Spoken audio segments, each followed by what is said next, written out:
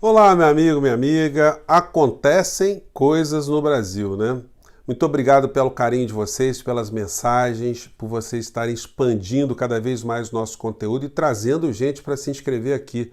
Você que está chegando agora, você é muito bem-vindo. Se inscreva também, dê o clique, compartilhe o nosso conteúdo, porque você é uma pessoa indispensável nesse momento que a gente está vivendo no nosso país.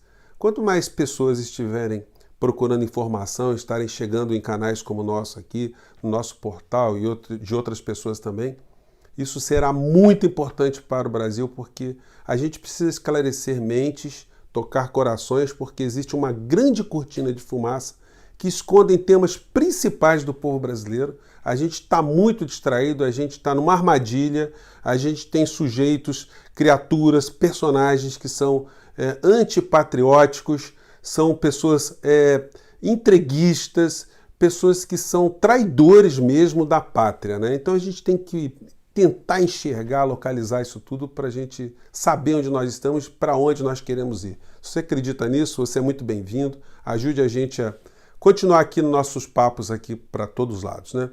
Gente, eu fiz uma representação, vocês viram, né? As pessoas que nos seguem aqui, contra o presidente da República. E aí não é nada pessoal. Eu queria que o Bolsonaro se lasque na vida pessoal dele. A questão não é essa, a questão é que ele é um estorvo que está ocupando a presidência da República e isso atinge a minha vida, a vida das pessoas que eu amo, dos meus amigos, do meu país, do futuro dos meus filhos. E aí a gente tem que fazer alguma coisa. O presidente da República, eu já não tenho mais dúvida que ele é um genocida e que existe uma lei, que é a lei dos crimes hediondos, que pune o crime de genocídio. E Bolsonaro, ele poderá ser enquadrado nessa lei de crimes hediondos, cuja pena é muito alta, com a maior eficiência, com a maior perfeição. Porque não há mais dúvida, gente, que tudo que Bolsonaro tem feito no nosso país não tem resultado no salvamento de uma única vida, muito pelo contrário. Tudo aquilo que ele tem feito só tem acelerado cada vez o número de mortes no Brasil e não é por outra razão que o Brasil hoje é a segunda nação do planeta com o maior número de mortos e se esses números fossem devidamente aferidos, se bobear a gente já estaria lá na frente, nessa trágica corrida para ver qual é a nação que mais vai matar os seus próprios nacionais, seu próprio povo, né? Então eu fiz a representação porque Bolsonaro cometeu um crime bárbaro e que foi muito menosprezado diante da sua intensidade pelos grandes meios de comunicação, todas as emissoras, a gente vai analisar por que eles fazem isso aqui também. Mas a representação foi feita, está lá junto com o pessoal do Procurador-Geral da República, que é o mais alto cargo do Ministério Público, que é uma instituição que está ali para defender os direitos sociais, os direitos coletivos, os direitos difusos de toda a sociedade brasileira. E não para ser uma pessoa ou uma instituição, um chiqueirinho subordinado à presidência da República. Então o Procurador-Geral ele tem o dever de apurar essa situação, de provocar o presidente da República, porque senão o Procurador-Geral da República estará cometendo o crime de prevaricação. E aí ele vai ter que prestar contas com a Justiça também, com o Conselho Nacional do Ministério Público. Então vamos aguardar, porque foi um crime muito grave, gente, que passou despercebido. Vocês imaginam o seguinte, o presidente foi em rede e mandou com que os seus seguidores incitou essas pessoas a invadirem hospitais, darem um jeito de penetrarem clandestinamente, já que legalmente não podem, para fazerem registros de alguns tipos de situações ali. Gente, isso é uma coisa tão absurda. O mesmo Bolsonaro que manda as pessoas matarem, atirarem numa outra que invada uma propriedade, que entre numa propriedade pública ou privada. O mesmo cara que estimula que as pessoas andem armadas e que assassinem outras que façam qualquer tipo de penetração numa propriedade é o que manda invadir, submetendo as pessoas a serem mortas justamente pelo ato que ele recomenda. É a contradição do psicopata, é a contradição de uma pessoa sem caráter, é a contradição de uma pessoa sem princípio. Resta saber se a gente está sendo governado por um grupo de ignorantes ou se a gente está sendo governado por um grupo de golpistas. Quando a gente vê uma nota, por exemplo, assinada pelo Bolsonaro, pelo general vice-presidente Hamilton Mourão, o general Ramos, quando eles fazem questão de sublinhar que eles são generais, isso mostra a total ignorância e a falsidade ideológica, né? Porque general é quem está no seu generalato. Eles não estão ali como generais fazendo alguma coisa pela pátria. Estão sendo pagos com o nosso dinheiro. E quando eles fazem uma nota ameaçando as instituições e assinam como generais, isso sublinha a ameaça que eles estão fazendo.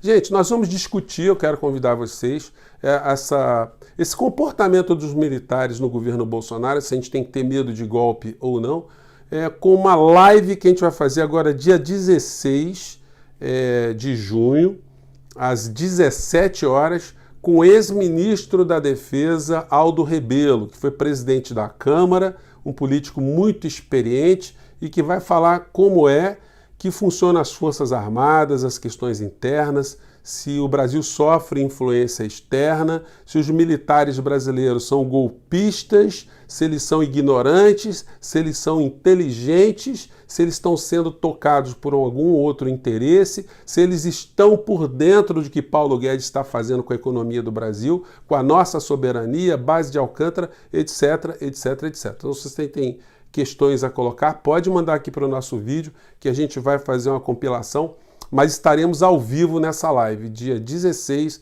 às 17 horas, dia 16, terça-feira agora, dia 16 de junho de 2020, né? Bom, então vamos retomar aqui a questão. Então nós tivemos essas contradições todas, tivemos hospitais sendo invadidos por conta dessa incitação ao crime que Bolsonaro fez, que é um crime muito grave, gente, as consequências são muito intensas. Eu tenho amigos que trabalham nessa área, que estão ali se desgastando para salvar as nossas vidas, as vidas das pessoas que a gente ama, estão ali num desgaste, num estresse terrível e tem que conviver com um psicopata, criando uma situação, um estado de ânimo nas pessoas, que as pessoas veem o presidente da República colocando em xeque o que está sendo feito na saúde. O que está sendo feito em relação à tentativa de salvar pessoas, essas pessoas ficam desorientadas. E aí o pessoal que está dentro do hospital fica com uma carga de estresse adicional. Isso pode acarretar perda de vidas. Tem pessoas que estão em casa e não sabem o que vão fazer. As pessoas que perderam parentes, elas ficam desorientadas, elas ficam no meio desse pandemônio todo criado por esse assassino em massa, esse genocida, esse estorvo que está ocupando a presidência da República. Então vamos ver como é que o Procurador-Geral da República vai tratar dessa questão, além das outras tantas que são colocadas ali. Mas e os meios de comunicação? Como é que eles trataram desse crime bárbaro? Porque olha só, gente, vamos fazer só um exercício aqui, né? Imagine que o presidente não fosse o estorvo que está sentado ali e algum outro ocupante do cargo sugerisse, por exemplo, a invasão de propriedades para o fim que fosse, o fim justo, o fim injusto, enfim. Vocês imaginam como é que o mundo cairia em cima da cabeça das pessoas se elas não seriam depostas no dia seguinte? Como é que as Forças Armadas iriam reagir? Que tipo de nota esse pessoal ia estar fazendo? Que tipo de editorial a gente iria ver nos jornais? No entanto, o presidente da República incita ao crime de uma forma clara e a coisa foi muito utópica, né, vamos dizer assim, né? A gente vê esse comportamento bizarro dos grandes meios de comunicação para enganar trouxa. Essa aqui é a coluna da Miriam Leitão, onde ela atesta que nós somos governados por um louco e elenca outros crimes ali que Bolsonaro cometeu por conta dessa indução ao crime. Mas isso está no jornal o Globo, isso está na Globo News. É uma fração ínfima da formação de opinião no nosso país. Enquanto isso, os grandes telejornais, esses que são a única fonte de informação da maior parte do povo brasileiro, trataram do assunto sem menor importância. Trataram de forma corriqueira, o Jornal Nacional não deu nem um minuto sem nenhuma repercussão, tratou de um crime cometido pelo presidente da República que coloca em risco a saúde de centenas de milhões de brasileiros como um fato trivial. E por que eles fazem isso? Eu tenho sublinhado o tempo todo para vocês. Existe um grande interesse econômico no meio dessa história toda, porque a pandemia ela está servindo a que a gente debata todas as questões relacionadas à pandemia. E a área econômica continua trabalhando 24 horas por dia para transferir dinheiro do erário público para pequenos grupos, grupos empresariais, grupos financeiros, grupos que estão se enriquecendo durante a pandemia e vão ficar mais ricos depois da pandemia, escravizando todo empreendedor, toda pessoa física, pessoa jurídica que tiver caído na besteira, na necessidade, no desespero de ter pego dinheiro, de ter contraído empréstimos com esses bancos todos, né? Então, esse cenário todo, ele acaba sendo tirado da nossa observação porque nós estamos ali cuidando dos assuntos graves da Covid-19. Paulo Guedes, a cada instante, ele consegue meter a mão no caixa do povo brasileiro e proteger com esse dinheiro os interesses dos grupos transnacionais, os grupos financeiros para os quais ele foi colocado dentro desse governo. Gente, só para vocês terem uma ideia do número, do 1 trilhão e 200 bilhões de reais que Guedes pegou do cofre do povo brasileiro e colocou na mão de banco, dava para ter colocado 8 mil reais na mão de cada brasileiro. Cada brasileirinho, recém-nascido, velho, idoso, índio, desempregado, inclusive aqueles 38 milhões de invisíveis que Paulo Guedes não sabia que existiam no nosso país, né? Que ele ficou surpreso com 38 milhões. Então isso para vocês terem uma noção, a magnitude do que a gente está falando. 8 mil reais para cada brasileiro. Só que isso está lá na mão dos bancos. E mais, né? Os bancos estão fazendo mais dinheiro com esse dinheiro que está lá, porque eles estão ganhando juros, estão ganhando lucro, estão tendo lucro em cima desse dinheiro. E Guedes só faz isso, proteger banco, tentar aprovar a lei que faça com que ativos podres de banco possam ser convertidos em dinheiro bom, de dar uma garantia adicional para banco, para detonar o patrimônio público brasileiro. Enquanto isso, não tem nenhum tipo de política para gerar emprego, para gerar uma perspectiva de crescimento do Brasil. Só na cabeça e no discurso do estelionatário que está sentado na pasta da economia é que o Brasil vai decolar. Todo mundo sabe no planeta que o nosso PIB será um dos piores no ano de 2020. Portanto, o tanto que a gente puder crescer o ano que vem não será decolar para lado nenhum.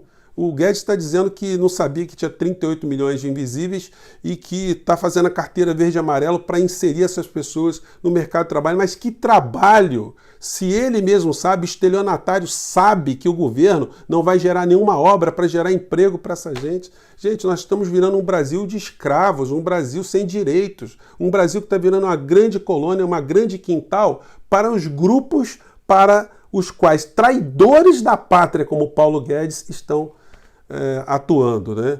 E aí os meios de comunicação, todos eles, Globo, SBT, todos eles, Bandeirantes, acabam funcionando como esse anestésico do nosso cotidiano.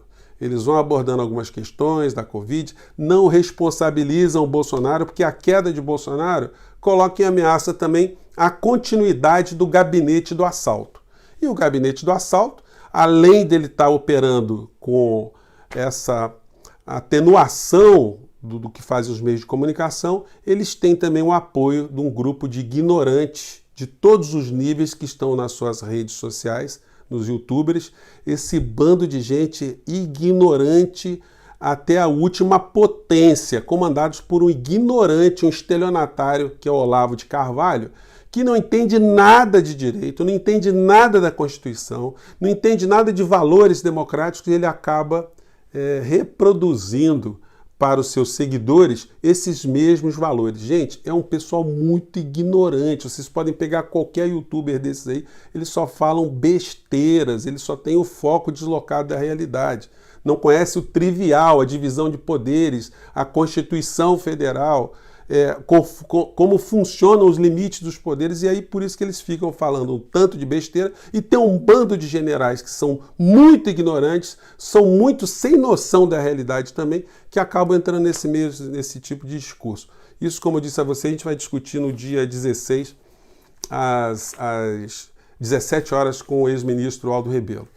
E aí, né, eu não posso deixar de comentar essa situação aqui, ó. Um deputado bolsonarista parece que está se escolarizando muito na escola bolsonarista de cuidar de dinheiro público, né? Aqui nós temos o deputado Daniel Silveira, ele que gosta de fazer umas lives, né, com esse estilo aqui. Deixa eu arrumar a câmera. Com a pistola sobre a mesa e a foto do Bolsonaro, coisas que tais, né? Foi o que quebrou a placa da Marielle. Você vê, olha só que coisa, né? O cara se tornou notável por ter quebrado a placa com o nome de uma pessoa que foi assassinada. Uma pessoa que foi assassinada pelos grupos de milícia. Então esse cara se elegeu nessa circunstância. Posa para fotos e para os seus vídeos com a pistola sobre a mesa. Mas qual o perfil moral do deputado? Segundo o Globo, Daniel Silveira pagou com verba do gabinete escritório para serviços que a Câmara já oferece. R$110 mil para o escritório de advocacia que foi constituído depois que ele pagou. E pagou em dinheiro, porque esse pessoal não gosta de fazer transações muito por dentro de banco, né? Eles protegem bancos no Congresso, mas dinheiro que é bom eles gostam de operar em espécie. E o escritório, nessa coisa bizarra, fez a colagem de projetos de lei ignorantes, desprezíveis, de menor monta, para serem requentados pela assessoria, pelo deputado Daniel Silveira, né? Eu li os projetos lá, achei um interessante, que confere a irmandade, né? Coloca como povos irmãos o povo brasileiro e o povo do Cazaquistão. Realmente, a tua vida vai mudar depois que esse projeto for aprovado, né? Projeto que não é dele, foi requentado, mas ele sabe agora, adotou um método bolsonarista de administração de verbas de gabinete. Como nós todos sabemos, né? Os filhos eles têm grande expertise em trabalhar com esse dinheiro, o Bolsonaro tem muita expertise em trabalhar com dinheiro de gabinete e os deputados bolsonaristas não poderiam agir de outro modo, né? Gente, eu fico por aqui, mande suas críticas, sugestões. Um grande abraço mais uma vez, até o próximo vídeo. Tchau!